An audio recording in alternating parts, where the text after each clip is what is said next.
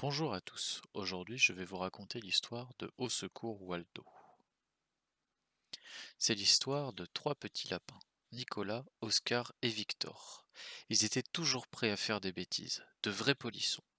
Ils remplissaient par exemple de neige la boîte aux lettres du garde-chasse. Ils glissaient à toute allure sur une luge sonnant de la trompette pour faire peur à leur copine Lily. Bref, ils passaient leur temps à inventer d'innombrables farces. Un jour, Waldo les surprit en train de se moquer du père François. Vous avez vu sa bosse? Vous avez vu sa bosse? Qu'est-ce qu'elle est moche! S'exclafait-il. Mais Waldo, lui, ne trouvait pas ça drôle. Il essaya de leur expliquer qu'on ne doit pas se moquer de l'aspect des gens. Mais les trois galopins lui rirent au nez. Ils continuèrent à se moquer ainsi du père François et à faire les fous, tout en descendant vers un lac glacé pour commencer à y faire des glissades. Comme toujours, ces garnements faisaient des bêtises. Ils étaient très turbulents. Ils sautèrent donc sur la glace sans se demander si elle était assez solide. Bien entendu, elle se brisa net, et ils s'enfoncèrent aussitôt dans l'eau froide. Au secours! Au secours! Au secours! On va se noyer! Crièrent-ils. Par chance, le père François, qui avait encore une très bonne oreille, entendit leurs appels. Avec sa canne, il essaya de les sortir du lac gelé. Mais le bâton était trop court. Que faire? Il n'y avait pas de temps à perdre. Les trois lapins risquaient de se noyer.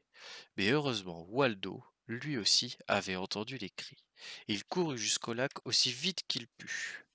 Arrivé sur la berge, il fit un lasso de sa longue écharpe et la lança au-dessus de la glace. Vite, les trois garnements s'accrochèrent à l'écharpe, et avec l'air du père François, Waldo les sortit tous les trois de l'eau glacée. J'habite là-haut, tout près d'ici, proposa le père François sans attendre.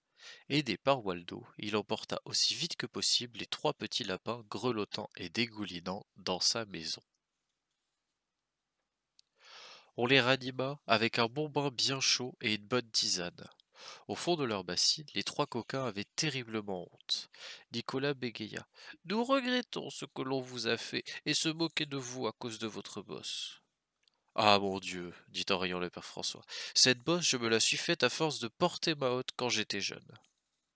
Quelle hotte? Demandèrent les trois petits lapins très surpris.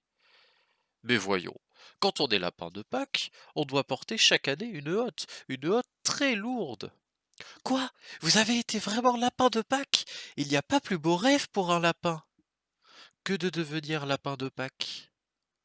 Et le père François fut bien obligé de raconter son histoire.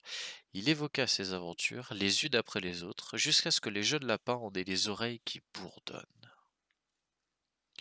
Vous pourriez nous aider à devenir lapin de Pâques, nous aussi? Demanda Victor. Mais bien sûr, dit le père François.